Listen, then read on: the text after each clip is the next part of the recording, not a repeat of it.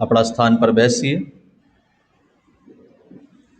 આ સમયે પ્રભુના પવિત્ર નામને ધન્યવાદ આપીએ છીએ અને પ્રભુનો પુષ્કળ આભાર માનીએ છીએ આજના આ મહાન દિવસ માટે કે જે દિવસ પ્રભુએ આપણા જીવનમાં આપ્યો અને પ્રભુના નામને ધન્યવાદ આપીએ છીએ કે પ્રભુની કૃપા એ આપણા જીવનોમાં રહી અને આજે ફરી એકવાર આ જે નિષ્ફળ પાત્રોની શ્રેણી જે આપણે ડિસ્ટ્રિક્ટના જે આત્મિક જાગૃતિની સંગતોમાં છે એમાંથી એક વચન આજે પસંદ કરવામાં આવ્યું અને એ વચન આપણી મધ્ય અત્યારે આવનાર છે તો તિમોથીને બીજો પત્ર તેનો 4થો અધ્યાય અને તેની 9મી કલમથી આગળ આપણે વાંચન કર્યું છે। આપણા નિયમિત જીવનના ઘણા બધા ભાગમાંનો એક ભાગ એવો છે કે ઘણી બધી વાર આપણે પ્રભુની બહુ નજદીક હોઈએ તો ઘણી બધી વાર આપણે પ્રભુથી બહુ દૂર ચાલ્યા છીએ અને એ સમયે જે કરવા જેવી બાબત છે અને બાબત તો એ પ્રમાણે છે કે પ્રભુની સાથેના સંબંધમાં એ સ્થિરતા અને શિસ્તનો સંબંધ હોય એ બહુ જરૂરી છે।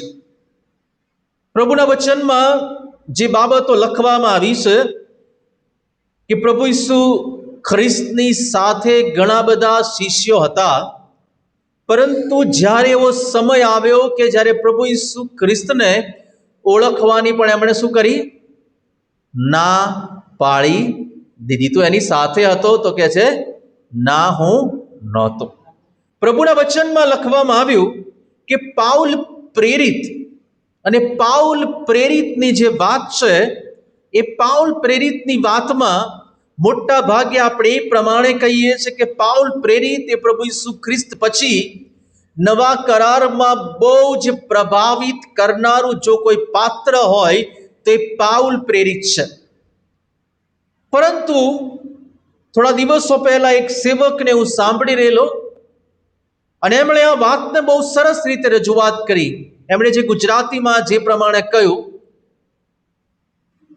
પ્રભુ ઈસુ ખ્રિસ્ત પછી પૃથ્વી પરના જીવનમાં ઈશ્વરના લીધે જો કોઈએ સૌથી વધારે સહન કર્યું હોય તો કોણ છે? પાઉલ પ્રેરિત। અને મને બહુ આશ્ચર્ય થયું કે ઘણી બધી વખત પ્રભાવિતપણાની વાત કરવામાં આપણે સહન કરવાની વાત અને સેવાના સંઘર્ષોને ભૂલી જઈએ છીએ અને એટલાને માટે આ વખતે ડિસ્ટ્રિક્ટની આત્મિક જાગૃતિને માટે પણ આ પસંદ કરવામાં આવેલો એક વિશેષ મુદ્રાલેખ છે અને મુદ્રાલેખ એ પ્રમાણે છે, ભૂલોમાંથી બોધ અને બાઇબલના નિષ્ફળ પાત્રો। મોટા ભાગે આપણે સફળ પાત્રો પર અભ્યાસ કરીએ છીએ અને એમાંથી શીખવાનો પ્રયત્ન કરીએ છીએ, પણ આ વર્ષે એવો નિર્ણય લીધો કે ના, આપણે નિષ્ફળ પાત્રો તરફ દ્રષ્ટિ દોડાવીએ। નિષ્ફળતા કોને, કેમ, કેવી રીતે મળી એની જો આપણને ખબર પડે તો પછી શું ન કરવું એ પણ આપણને ખબર પડે।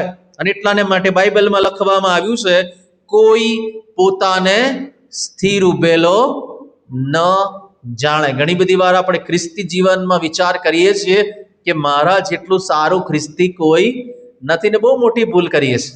પ્રભુના વચનમાં લખવામાં આવ્યું છે, પાઉલ પ્રેરિત, આપણે વાંચીએ 9મી કલમ, તિમોથીને બીજો પત્ર 9મી કલમ, મારી પાસે વહેલો આવવાની તું યત્ન કરજે, કેમ કે દેમાસ હાલના જગત પર પ્રેમ રાખીને મને ત્યજીને થેસ્સાલોનિકામાં જતો રહ્યો છે।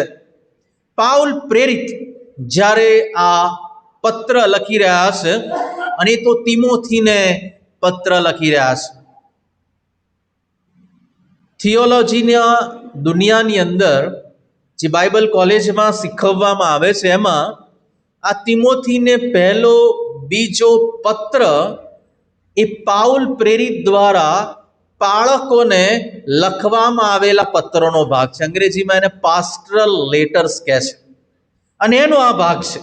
અને એટલાને માટે જે પણ લોકો સેવા કરી રહ્યા છે, એ પછી પાળક સાહેબ હોય કે પછી કોઈ પણ લેમેન હોય, એ દરેકના જીવનને માટે આ પત્રો વાંચવા બહુ મહત્વના છે કે જ્યારે જ્યારે સેવાઓમાં નિરાશા આવે, હતાશા આવે, તકલીફ લાગે, મુશ્કેલી લાગે, તો આ પાઉલ પ્રેરિતે જે શિક્ષણ આ પત્રોમાં આપ્યું છે એ શિક્ષણ બહુ મહત્વનું સાબિત થાય છે. આ પત્ર જ્યારે પાઉલ પ્રેરિત લખી રહ્યા છે એ સમયે પાઉલ પ્રેરિતના માટે અને એ સમયના ખ્રિસ્તી લોકોને માટે એ રોમનો સમય એ બહુ કપરો સમય છે. ઈસવીસન 64ની સાલમાં રોમમાં એક આગ લાગી હતી અને આગ બહુ ભયાનક હતી અને ઘણું બધું રોમ એમાં બળીને ખાખ થઈ ગયું હતું. અને એ સમયોમાં જે બહુ જ મોટી ભયંકર વાત છે, જો કદાચ તમારામાંથી ઘણા બધા લોકો કમ્પ્યુટરને જાણનાર હોય તો એમને ખબર હશે કે પહેલાના સમયમાં સીડી ને ડીવીડી આવતી હતી, પેન ડ્રાઈવ પહેલા. અને એ વખત એવું કહેવામાં આવતું કે જે સોફ્ટવેર આવતો તો એ સીડી રાઇટ કરવા માટે એનું નામ શું હતું? નેરો. એ કોના નામ પર આધારિત હતો? આ નેરો રાજાના નામ પર આધારિત હતો. અને એ સમયે રોમને ROM, સીડીનું નામ શું હતું? સીડી રોમ. એને બાળવા માટે મતલબ એની પર રાઇટ કરવા માટે એને ગરમ કરવી પડે અને પછી એમાં લખાણ લખવામાં આવે. એટલા માટે આખી ઐતિહાસિક પૃષ્ઠભૂમિકાના આધાર પર એ કોમ્પ્યુટરની બાબતનું નામ રાખવામાં આવેલું. એટલી મહત્વની ઘટના ઇતિહાસની હતી અને એનો પૂરેપૂરી રીતે નીરો રાજાએ આનો દોષ એ ખ્રિસ્તી લોકો પર ઢોળ્યો હતો કે આ આગ લગાડવામાં અને આગ ફેલાવવામાં ખ્રિસ્તી લોકોનો બહુ જ મોટો હાથ છે. વિશ્વાસી જે લોકો હતા એ લોકોને શું કરવામાં આવતું હતું? સિંહોની આગળ, ભૂખ્યા સિંહોની આગળ જીવતા ફેંકી દેવામાં આવતા હતા. ઘણી બધી વાર વિશ્વાસી લોકોને, જે પ્રમાણે આપણે રસ્તા પરથી પસાર થઈએ છીએ તો લેમ્પ પોસ્ટ હોય છે, લાઇટના થાંભલા, એવું થોડા થોડા અંતર પર લાઇટના થાંભલા હતા કે જેની પર મસાલો લગાવેલી હતી રોમનોના સમયમાં. એ થાંભલા પર ખ્રિસ્તી લોકોને બાંધવામાં આવે. 100 ખ્રિસ્તી લોકોને એક આખા રસ્તા પર બાંધવામાં આવે અને એમની પર તેલ નાખવામાં આવે અને પછી એમને સળગાવવામાં આવે, જેથી 5 થી 6 કલાક સુધી શું થાય? એ રસ્તા પર અજવાળું રહે. આ ભયંકર પરિસ્થિતિમાં પરીક્ષાઓ થતી હતી, પરીક્ષણ થતું હતું. આ સાથે પાઉલ પ્રેરિત કે જે નવા કરારમાં સૌથી વધારે પ્રભાવશાળી વ્યક્તિત્વ અને સહન કરનાર વ્યક્તિત્વ, એમણે પોતે જેલનો અનુભવ કર્યો. કોના માટે? પ્રભુની સુવાર્તા ફેલાવવાના અનુસંધાનમાં. અને એ સમય બહુ અદ્ભુત સમય એટલા માટે હતો કે એક વખત જ્યારે જેલમાં ગયા અને એ સમયે જેટલા પણ લોકો એમને સહકાર આપતા હતા એમાંના મોટા ભાગના લોકો શું કર્યું? ભાગી ગયા. બીજા ઘણા લોકો એમને જોખમ લાગ્યું જીવનું કે અહીંયા જો આ પાઉલ પ્રેરિતની સાથે રહીશું તો શું થશે? અમારા જીવનું જોખમ છે. અને એવા ભાગી ગયેલાઓમાંથી એક માણસ કે જેના વિશે આપણે આજે વાત કરીએ છીએ એનું નામ છે, 10મી કલમમાં લખ્યું છે, કેમ કે દેમાસ એ હાલના જગત પર પ્રેમ રાખીને મને તજીને થેસ્સેલોનિકામાં જતો રહ્યો છે. પહેલી બાબત જે આપણે આજે સમજવા માંગીએ છીએ કે આત્મિક અધપતનની શરૂઆત આપણા જીવનમાં કેવી રીતે થાય છે. પ્રભુ ઈસુ ખ્રિસ્તે બહુ સ્પષ્ટ શબ્દોમાં કહ્યું કે કોઈ પણ વ્યક્તિ એ બે માલિકની સેવા કરી શકતો નથી. ઘણી બધી વાર આપણે એ પ્રમાણે વિચાર કરીએ છીએ કે વાંધો નહીં આવે. ઘણા બધા લોકો બે નોકરી કરતા હોય છે, નહીં? મેં ઘણા લોકોને જોયા છે કે સવારે એક અલગ નોકરી કરતા હોય, રાત્રે અલગ નોકરી કરતા હોય. કેમ? કે જેથી પોતાના કુટુંબનું ભરણ પોષણ સારી રીતે કરી શકે. પરંતુ અહીંયા જે વાત છે ને એ બહુ અલગ પ્રકારની વાત છે. અહીંયા એ પ્રકારની વાત છે કે જ્યારે તમે ને હું 24 કલાક કોઈક એક વ્યક્તિને સોંપાયેલા હોઈએ અને એ સમયે જો આપણે બીજાની સેવા કરવાને માટે વિચારીશું તો અહીંયાથી શું કરવું પડશે? આપણો સમય ચોરીને આપણે બીજી બાજુ જવું પડશે. અને હંમેશા એ સમય પ્રશ્ન એ હશે કે ક્યાં આપણને વધારે લાભ મળે છે, કયા શેઠના પગ દબાવવાથી વધારે લાભ મળે એ આપણે નક્કી કરી લઈએ. અને અહીંયા પ્રભુના વચનમાં લખવામાં આવ્યું છે, બહુ સરસ રીતે બાબતને ઉલ્લેખ કરવામાં આવ્યો છે. માથીની લખેલી સુવાર્તા એનો 6 અધ્યાયને 24મી કલામાં લખ્યું છે, કોઈ માણસ બે માલિકની સેવા કરી શકતો નથી. આ દિમાસની સારી બાબત શું છે? આ માણસ આત્મિક માણસ હતો. તેણે પ્રભુને જીવન સોંપેલું હતું. પ્રભુ ઈસુ ખ્રિસ્તની પાછળ ચાલતો તો, સુવાર્તા કરતો તો, સેવા કરતો તો, વચનો આપતો તો, ગીતો ગાતો તો, બધું જ કરતો તો. કોણ? દેમાસ. પરંતુ આ દેમાસ શું થયું એના જીવનમાં? એક નાની તિરાડ પડી. અને તિરાડ શાની હતી? બીકની હતી કે આ પાઉલની સાથે રહેવાથી શું થશે? મારે જેલમાં જવું પડશે. આત્મિક અધપતનની શરૂઆત થઈ ગઈ. પહેલી વખત ઇતિહાસ એ પ્રમાણે કહે છે કે દેમાસનું શરીર પાઉલ સાથે જેલમાં હતું, પણ તેનું મન જાણે કે થેસ્સાલોનિકાના બજારોમાં અને આરામમાં હતું. અને એટલાને માટે બીજી વખત જ્યારે પાઉલ પ્રેરિત જેલમાં જાય એ સમયે તે એને છોડીને ભાગી જવાનું પસંદ કરે છે. વાલાઓ, જ્યારે પણ આપણું હૃદય ઈશ્વરમાં અને જગતની વાતોની વચ્ચે વહેંચાયેલું હોય તો પછી ગમે તે સમયે આપણું પડવું એ શું છે? બહુ નિશ્ચિત છે. બહુ નિશ્ચિત છે. પ્રભુના વચનમાં જો તમે વિચાર કરો કે બે માલિકની સેવા કરવાની વાત જ્યારે આવે છે તો એનો મતલબ એવો નથી કે બીજો કોઈક માણસ હોઈ શકે. ઘણી બધી વાર આપણી સેવાઓ પણ કેવી હોય છે? સ્વકેન્દ્રી હોય. પ્રભુની સેવા કરવી છે કે પોતાની જાતની સેવા કરવી છે, એ ખરેખર આપણે શું કરવું પડશે? આજે પસંદ કરવું પડશે. યહોશુઆ શું કહે છે?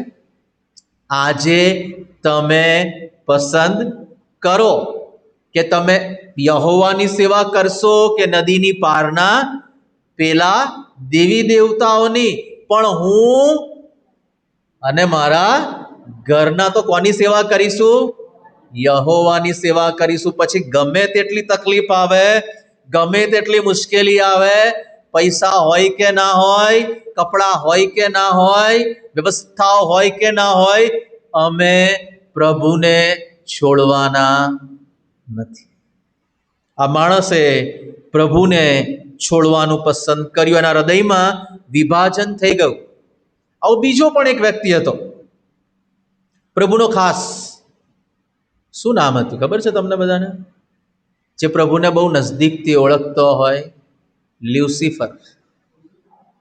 પ્રભુની બહુ નજદીક રહેનારો, સ્તુતિ આરાધના કરનારો, ગજબ રીતે પ્રભુની વાતોને જાણનારો, અને પ્રભુએ એટલો બધો આશીર્વાદ આપેલો, એટલો બધો આશીર્વાદ આપેલો. જ્યારે હું દેમાસની વાત વિશે વિચારું છું તો ખરેખર એને લ્યુસિફરની સાથે કમ્પેર કરવાનું મને મન થાય છે કે લ્યુસિફર પણ શું હતો?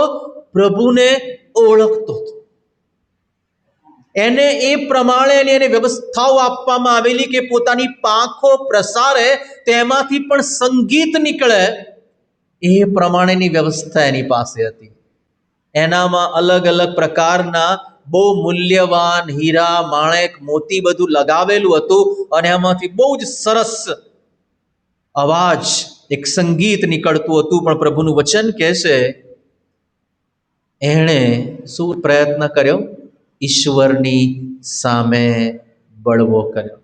એણે પોતે ઈશ્વર બનવાનો પ્રયત્ન કર્યો અને આખરે શું થયું? શૈતાન બનીને રહી ગયો.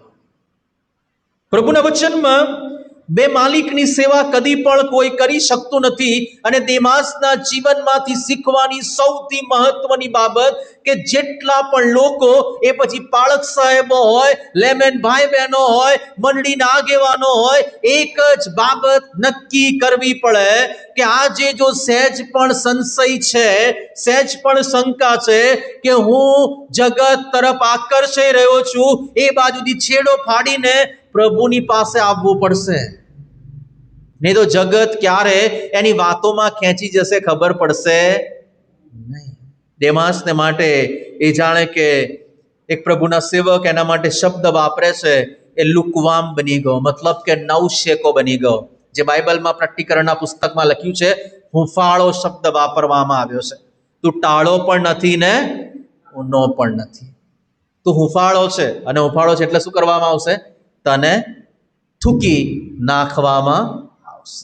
પ્રભુના વચનમાં લખવામાં આવ્યું કે તું થૂકી નાખવાને માટે યોગ્ય છે. કેમ? તું પ્રભુની સાથે છે. તો કે આ રવિવાર પ્રભુ જોડે, સોમવારથી શનિવાર જગત જોડે.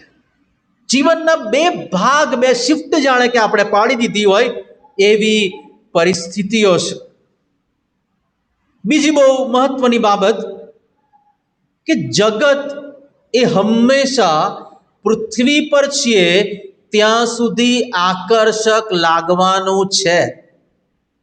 જગત પૃથ્વી પર આપણે છીએ ત્યાં કેવું લાગશે? આકર્ષક, ચોક્કસ લાગશે. દેમાસ જે જગતની પાછળ ગયો, એ જગતનું સુખ કેવું હતું ખબર છે? ક્ષણિક. ગયા, મજા આવી, બહુ આનંદ કર્યો. તમે વિચાર કરો કે તમને ને મને જગતની કોઈ પણ ખોરાક બહુ ગમતો હોય, કદાચ કોઈકને બહુ ફરવાનો શોખ હોય, કદાચ કોઈને મ્યુઝિક સાંભળવાનો શોખ હોય, કદાચ કોઈને કાર કે બાઇક ચલાવવાનો શોખ હોય, એ ચલાવી લીધા પછી શું થાય? વ્યર્થતાની વ્યર્થતા. એ આનંદ કેટલા દિવસ રહે? 1 દિવસ, 2 દિવસ, 3 દિવસ. કેટલા બધા લોકો એવી બાબતોમાં ખેંચાઈ જાય છે અને પછી અંત શું આવે છે એનો? છેલ્લે બધું જ પામ્યા પછી શું થાય છે? એવી પરિસ્થિતિમાં પહોંચીએ છીએ જ્યાં આપણી પાસે કશું હોતું નથી. કારણ કે જગતના વાના તમને ને મને શાંતિ આપી શકતા નથી. નહીં તો બધા બહુ લોકોએ શાંતિ ખરીદી લીધી હોત. ઘણા બધા લોકો પાસે રૂપિયા પૈસાના ભંડારો છે, શાંતિ લઈ શક્યા હોત, પણ આખરે એવા લોકોને શાંતિ ક્યાં મળે છે?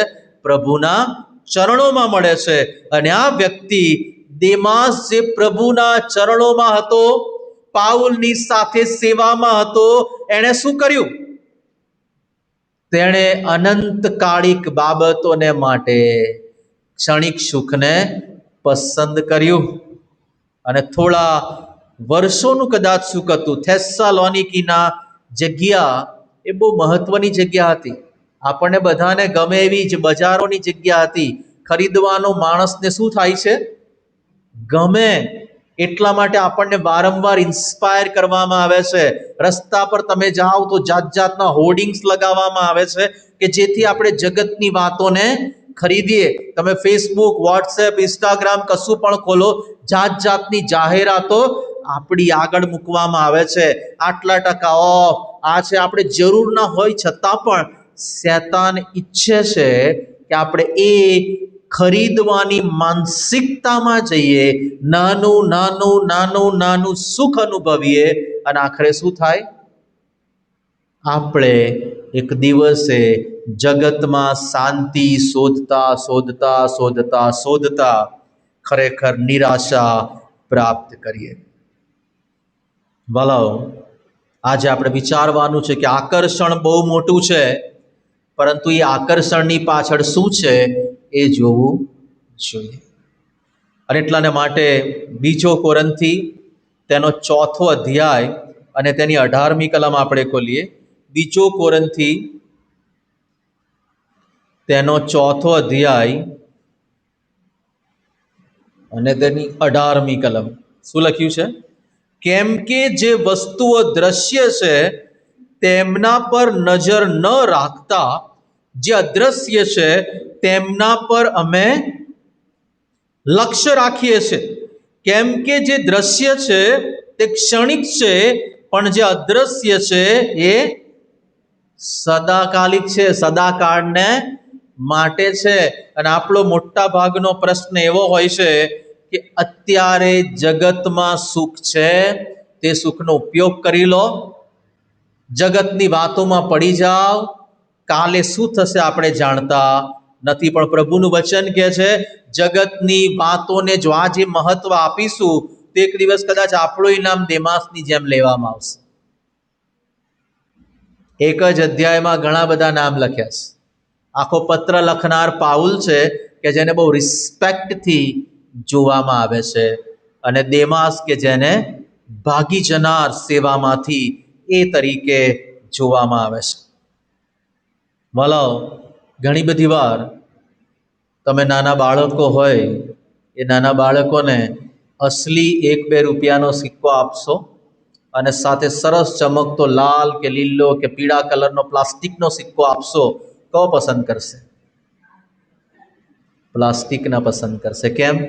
એને ખરા રૂપિયાની ખબર નથી.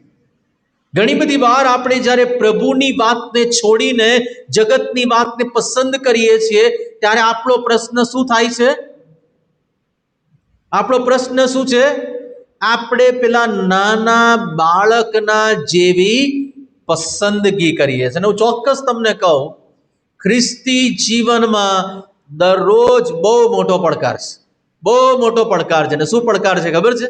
દરરોજ નવો નિર્ણય લેવો પડે છે. દરરોજ સવારે ઉઠીને નવો નિર્ણય લેવો પડે છે કે ફલાણું કામ કરવાનું છે, શું ખ્રિસ્ત આધારિત કરું કે જગત આધારિત કરું? ફલાણું કામ કરવાનું છે, એમાં મારે મારો સ્વાર્થ સાધવાનો કે પ્રભુના રાજ્યની વાત જોવાની? દરરોજ વાલાઓ થાય છે.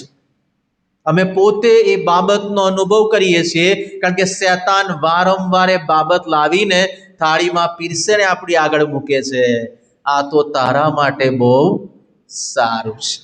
કોની આગળ કરેલું શૈતાને આવું ખોટો નિર્ણય લેવાનું? આદમ અને હવાની આગળ સરસ પીરસી દીધું, સરસ કહી દીધું કે આ ફળ તો તમારે માટે બહુ સારું છે.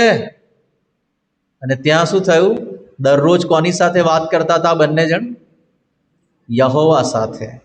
અને એક દિવસ કોની સાથે વાત કરી? શૈતાનની સાથે. પહેલા કદી પણ શૈતાનનો ઉલ્લેખ છે?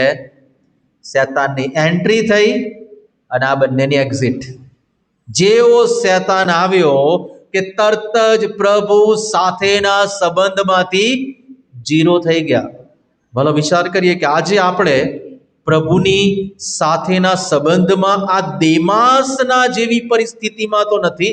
બહુ દર્દ સાથે પાઉલ પ્રેરિત કહે છે તિમોથીને બીજો પત્ર 4થો અધ્યાય 10મી કલમ, દેમાસ હાલના જગત પર પ્રેમ રાખીને મને તજીને થેસેલોનિકામાં, બહુ સ્પષ્ટપણે હાલના જગત પર, એ સમયની જગતની બાબતોને એણે પસંદ કરી. વાલાઓ, આપણે ત્રીજી બહુ મહત્વની બાબત, શું આપણે શારીરિક સુખ અને આનંદ પસંદ કરીએ છીએ કે આત્મિક સુખ અને આનંદ પસંદ કરીએ છીએ? વાલાઓ, આપણે અંત સુધી આત્મિક રીતે શું કરવું પડશે? ટકી રહેવું પડશે. પ્રશ્નો આવે જ્યારે પણ આપણે પ્રભુની સેવામાં હોઈએ અને પ્રશ્નો નથી આવતા, એનો મતલબ એવું માની લેજો કે તમે સેવા કરતા. પ્રશ્નો આવે જ. જો તમારી સેવાથી શૈતાનનું રાજ્ય હાલી જતું હોય તો શૈતાન તમને નહીં છોડે. એ પ્રહારો કરશે. એ નિયમિતપણે તમારી આસપાસમાં નવી નવી બાબતો ઊભી કરીને તમને ને મને ખતમ કરવાના પ્રયત્નો કરશે. અને જો કોઈ એવું કહે કે મારી સેવામાં કોઈ પડકાર નથી, તો એને કહેજો કે તું સેવા કરતો, શેતાનના રાજ્યને તારાથી ડેન્જર, કોઈ ખતરો છે? તારી શું પડી હોય શેતાનને તારી પાસે ટાઈમ બગાડે? એની પાસે ટાઈમ બગાડવા માટે ઘણા બધા સંતો સેવકો છે કે જેમના વચનોથી અસરો થાય છે. કેટલા બધા લેમેન ભાઈ બહેનો એવા છે કે જેમના જીવનોથી શું થાય છે? અસરો થાય છે. અને એટલાને માટે શેતાનની વ્યવસ્થિત સારામાં સારી પસંદગી કોણ છે? જે એની સેવા કરે છે તે. અને દેમાસે પણ શેતાની જગતને પસંદ કર્યું. બાઇબલમાં લખવામાં આવ્યું, 1 પિત્તર 5મો અધ્યાય ને 8મી કલમ, શેતાન કેવી રીતે ફરે છે? આપણને બધાને મોડે જ છે. કેવી રીતે ફરે છે? ગાજનાર સિંહની પેઠે ગળી જવાને ફરે છે. આ તો ઉત્પત્તિમાં તો બીજું કશું ગ્રુપ હતું આનું, સાપની જેમ આવેલો. કેમ? કારણ કે એણે એ વખતે શું કરવાના હતા? ભોળવવાના હતા, મૂર્ખ બનાવવાના હતા. અને હવે એનો શું પ્રોગ્રામ છે? ગળી જવાનો પ્રોગ્રામ છે. પહેલા મગજને ભ્રમિત કરવાના કાર્યક્રમમાં એ હતો ઉત્પત્તિના પુસ્તકમાં, અને નવા કરારમાં એની ઈચ્છા છે કે જગતની વાતો કહી કહીને એ કેટલું મોટું મોં એ શેતાને ખોલ્યું છે કે જે તમને ને મને ગળી જશે. તમે વિચાર કરો, ગળી જવું ને ખાઈ જવુંમાં શું ફરક હોય? ખાઈને તો થોડાક અવશેષો બહાર રહી જાય. આ તો શું કહે છે? ગળી જવાનું. સંપૂર્ણ રીતે અંદર જ આપણને લઈ લે અને કોઈ પૃથ્વી પર આપણું સહેજ પણ નામો નિશાન રહે નહીં. ભલો આપણે નક્કી કરવું પડશે આપણે કઈ દિશામાં આગળ વધવું છે. દેમાસની પાસે 2 દિશાઓ હતી, એક પાઉલ તરફ જવું અને બીજું પાઉલને છોડીને થેસ્સાલોનિકાના જગત તરફ છે. એણે શું પસંદ કર્યું? થેસ્સાલોનિકા અને જગત પસંદ કર્યું. કેમ આવું થઈ શકે? પાઉલ જેટલા મહાન માણસની સાથે રહેવા છતાં, જ્યારે આ કલમો વાંચતો હતો અને આની પર તૈયારી કરતો હતો, મને સૌથી મોટો પ્રશ્ન એ થયો કે પ્રભુ ઈસુ ખ્રિસ્ત પછી સૌથી વધારે પ્રભાવશાળી, સૌથી અદ્ભુત સેવા કરનાર, એટલી હદ સુધી પાઉલના માટે કહેવામાં આવે કે પાઉલ પ્રેરિત જો પસાર થાય અને એનો પડછાયો પડે તો શું થાય? પેલા લોકોને એવી ટ્રેડિશન છે કે જ્યારે પાઉલ પ્રેરિત જ્યારે રસ્તા પરથી પસાર થાય તો ઘણા બધા લોકોને રસ્તા પર સુવડાવવામાં આવે. અને સૂરજ આમથી આવતો હોય અને પાઉલ પ્રેરિતનો પડછાયો કહે છે કે માણસો પર પડે તો માણસો સાજા થઈ જાય. ઘણા બધા લોકો પાઉલ પ્રેરિત જે રૂમાલ ઉપયોગ કરે એ રૂમાલને લેવા માટે દોડાદોડ કરતા હતા કે રૂમાલ લઈ જઈશું અને કોઈ ટચ કરી લેશે તો શું થશે? સાજો થઈ જશે. એની જોડે 24 કલાક રહેનાર દેમાસ, શું લખ્યું છે બાઇબલમાં? લોકો સાજા થઈ જતા હતા. પાઉલની સાથે રહેતો દેમાસ જગતની વાતોમાં બીમાર થઈ ગયો. કેમ? પાઉલની વધારે નજદીક જવા છતાં દેમાસ એ સાવધ નહોતો પેલી જગતની વાતો વિશે. પ્રભુના સેવક બિલી ગ્રાહમ એક બહુ અદ્ભુત બાબત કહે છે. તમે જ્યારે રસ્તા પરથી પસાર થતા હોય કે ઘરની બહાર બેઠા હોય અને તમે જોયું હશે કે ઘણા બધા પક્ષીઓ એ આકાશમાં ઉડતા હોય છે, તમે ને હું એને રોકી શકતા નથી. પણ એ માથા પર આવીને માળો બાંધે તો શું કરવું પડશે? ચાલશે? નહીં ચાલે, રોકવા પડશે. આકાશમાં ઉડે છે અને કદાચ આપણને લાગે કે કદાચ એ ચરકશે અને મારું માથું બગાડશે તો આગા પાછા થઈ જઈએ, માથું બગાડેલું હોય તો ધોઈને સાફ કરી નાખીએ. પણ જો માળો બાંધવા આવે તો ઉડાડવા જરૂરી. આપણી પરિસ્થિતિ એ છે આજે કે આપણે નાના નાના તણખલા લાવીને જ્યારે પક્ષીઓ રૂપી શેતાન આપણા માથા પર શું કરે છે? માળો બાંધવાની શરૂઆત કરે છે. આપણને એમ છે કશો વાંધો નહીં, કશો વાંધો. ઘણા તો વિચારતા જ વાંધો ને ઈંડા મૂકશે તો આમલેટ બનાવી દઈશ. ઘણા લોકો વિચારતા હોય કે એનો શિકાર કરી લઈશ.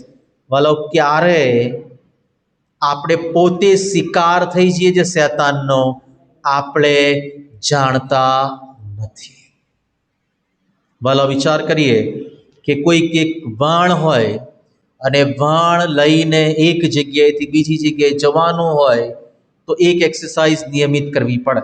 વાણને ચલાવવાનું તો હોય, એના માટે હલેસા મારવા પડે, મોટર મૂકેલી હોય તેની અંદર યોગ્ય ડીઝલ કે પેટ્રોલ કે બીજી વ્યવસ્થાઓ કરવી પડે.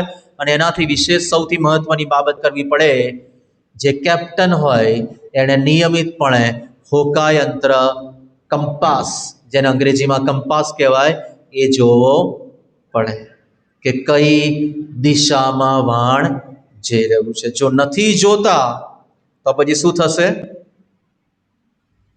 ખોટી દિશામાં જવા તૈયાર રહેવું પડશે.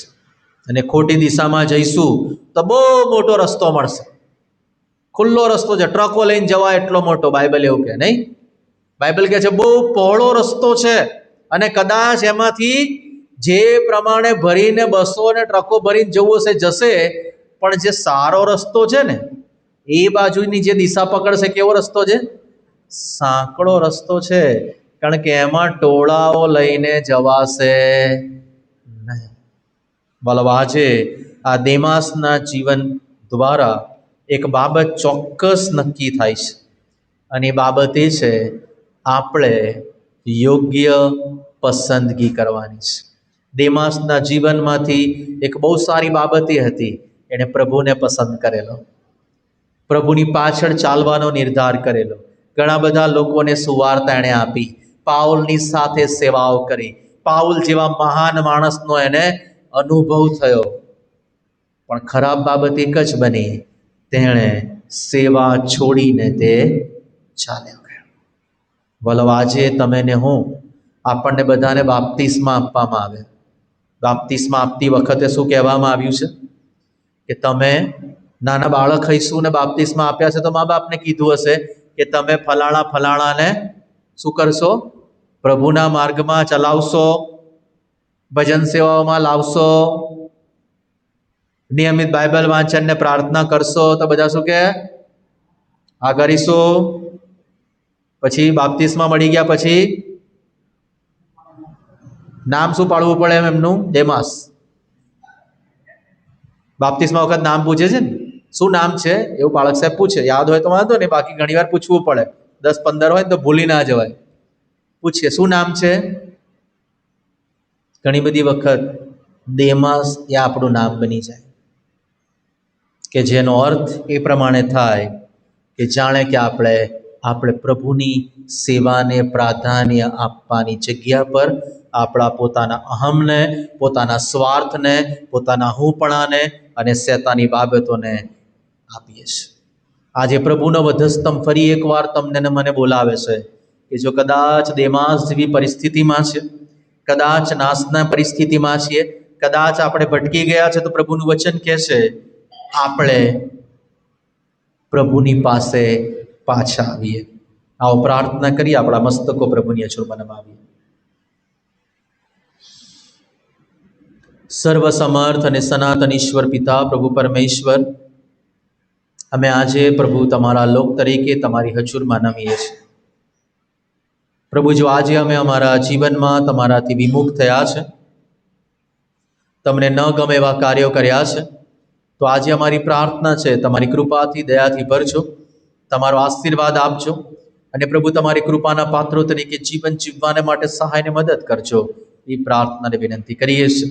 જે લોકો નિર્ણય કરી રહ્યા છે, જે કરનાર છે, એ દરેકને પ્રભુ તમારી કૃપાથી ભરજો. અમારી પ્રાર્થના વાલા તારનાર પ્રભુ ઈસુ ખ્રિસ્ત નામથી માંગીએ છીએ.